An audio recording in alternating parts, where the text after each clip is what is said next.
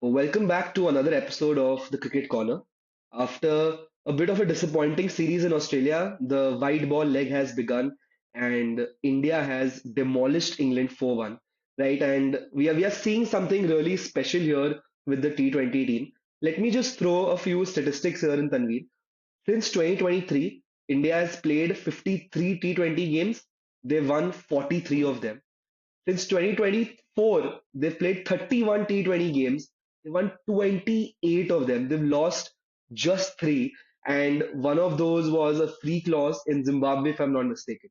Right? So, what do you think has led to this complete change in how India is approaching T20, how they are playing T20, and the question which our thumbnail also says, right, is this now, if not the greatest, one of the greatest T20I teams ever assembled?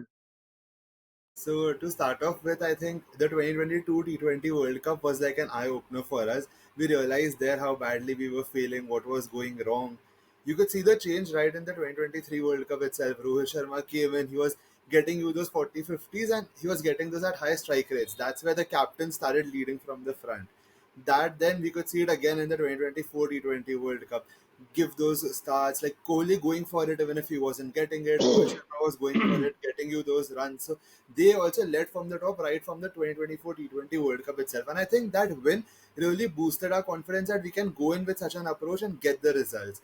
And now you can see like the prime name which comes for me and like the one player who I've been backing since the last 1 2 years is Abhishek Sharma. He wasn't getting the results previously, but this series you could just see him come into his zone. I think he has about 280 runs at a strike rate of above 200. So that's like a crazy series for someone to have. I think Chakravarti just had a even freaker series. That's why he got the man of the series. Otherwise, Abhishek Sharma would have been one of the prime candidates for it. And you can just see his approach. He's going all out. He's taking on all, running down the pitch against Archer and just hitting him away for sixes. It's just something we've not really seen Wow. Indians do.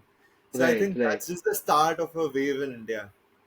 Right. So, do you think there has been an impact of Gambhir here as well and his philosophy? Before we speak about the players, right? I think his philosophy is very clear. He wants them to attack from ball one, and that's why he's backing players like Abhishek Sharma, who are, like you said, coming down the track 150 kilometer per hour, and he's treating them like gully, like street bowlers, right? And he's packing the team with all rounders. You've got your Akshar Patel and all of these guys. Washington Sundar he tried out, right? Riyan Parag played in Sri Lanka. So he's packing the team with all rounders, batting deep, and even if a couple of bowling options don't seem as strong on paper, he's able to bring them together as a bowling unit, right? Do you find the strategy interesting? I think that's what he's been doing since quite a while now. Even with KKR, if you remember, we used to always talk about they had a deep batting lineup, they had a bunch of all rounders. So I think that's just the approach he really likes to go in with. Maybe for longer formats like ODIs and Test cricket, that's not the ideal way, and like we've seen results not go his way. But I think T20 is the perfect format for that. You go in with like 6 to 7 players who can like bowl. Like Abhishek Sharma has come in handy in almost every game. I think he's been bowling as well. So I think the all-rounders approach is made for T20 cricket, and that's why Gambhir is really getting his approach right. Right. So let's talk about the couple of players who are really adding that impetus and have been transformational, which has led to India playing the way they did. Sanju Samson, right? He's not had a great series, but he was fantastic against Bangladesh. Got 100 in South Africa, and he's a player. You don't think he has a very apparent weakness. He struggled against the short ball in this series, but he's not going to face 150 kilometer per hour in every series, right? So that can be negated over time, but he's also matching Abhishek stroke to stroke, and he's gone at to the top of the order and just come across as such elegant aggressiveness. It's been so wonderful to watch, right? And just on the opposite spectrum, again, a player you mentioned, Varun Chakravarti. What a comeback for the man, right? He had one bad game in Dubai against Pakistan in 21, and he was just discarded. But a good IPL season, and I think over the last 6 to 8 months, what a terrific comeback! And now he's being I mean, a lot of articles are saying that he is your strike bowler with Bumrah, right? So awesome stuff, right? What about the rest of the players you feel are very crucial for India playing the way they are? I think a couple of your standard players will again be your Pandya and when Bumrah is available. But apart from that, two people who like really come to me are Tilak Verma and Arshdeep Singh. Like Tilak Verma, I think at number three right now, just holds the key for this batting lineup. He can go all out, he can attack, and he also has that good defensive game wherein he can stabilize your inning. Like I think in the batting lineup right now, he's one of the most like consistent players I can look up to for the future as well. That okay, he'll give you those runs in tough situations as well. So that's I think a very key spot right now. Second, Ashdeep Singh. Like he's not just come in, but like in the last year or so, if you think we all Sardar talk power, about man. Sardar power. Singh is king. definitely. We all talk about Bumrah, but by that final also, Arshdeep Singh was the key. Like he doesn't get Four enough run credit 19th for over. that. 4 run 19th Exactly. over. But he Yeah. was the key, and I think he will be the key going ahead as well in this team. Right, and he's very young. I think he's 25. He's one short of 100 wickets in T20, fastest whenever he does get there for an Indian. So, right, I think these players are very important to the team. But now the question here, Tanvir, is do you think this approach is sustainable? Right, we spoke about the T20 World Cup 24, but in the finals, we lost three quick wickets. Right, Kohli had to go back to his way of batting through.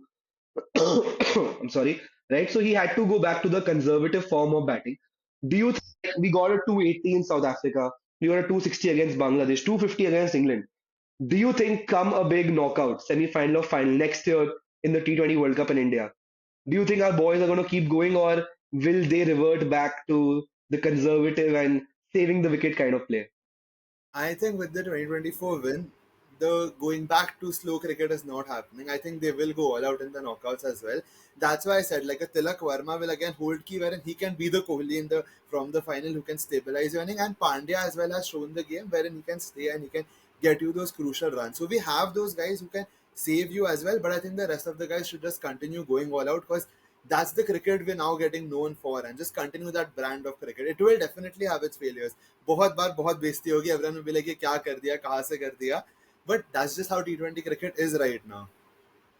Right, I agree. Like you said, I think even Gambhir said that in high risk, high reward cricket, we might get bundled out for 100 sometimes, right? So the question here is that with this incredible consistency that India has had, suppose okay, if we win the next year's World Cup, I think it will be quite easy to say that this was the greatest T20I team put together. But do you think even at this stage, I mean, T20 is such a volatile format and we've gone to South Africa and won. We've been winning consistently here in India. Three losses out of 20, out of 31 games, and we went unbeaten in the T20 World Cup.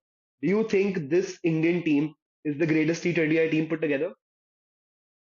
I would like to believe so. The stats back me up too, and it's just that I feel like this team covers all the range of players you require. Good spinners, good pacers. You have the all rounders coming in, attacking openers, good like Sky and Tilak as your middle order. They have like solid players. I feel like on paper and basis results, you can safely call it the best T20 team. All right. So the verdict is out from the TCC, right? From the Cricket Corner that we feel that this probably, if not the best, at least in the top two, three T20I teams already. They win next year, then it's a completely different realm which they've reached. We would love to know what are your opinions. Do you think this T20I team is one of the greatest, can be one of the greatest, or what are your thoughts? And yeah, we'll definitely check the comments and get back to you all. Right, Tanvi, Also, are anything there from any your end? particular players who you all think should be added to this T20 team? Is there anything? Do let us know. Right. So okay. Before we end, maybe we can end on that note, right? You have Rishabh Pant who's sitting out. You've got Jaiswal who's sitting out. You've got Shubman Gill who's sitting out. Shami may or may not feature. Right? Okay? Let's end with what will be your 15 for next year's T20 World Cup? Yeah, 15 and 11. Let's No, I'm keep it asking that you, way. Tanvi. Oh, Let's put our opinion and then let's let the audience answer. Right? Let's end with your 15. my 15. Okay, so I think I'll go with three openers: Samson, Jaiswal, and Abhishek Sharma.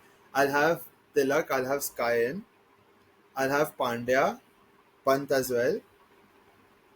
Dubey, I would like to believe that he could come good, so I would yet keep him. Aksar, uh, Chakravarti, Bishnoi, Arshdeep, Bumrah, two more spots. Sundar, what about Sundar?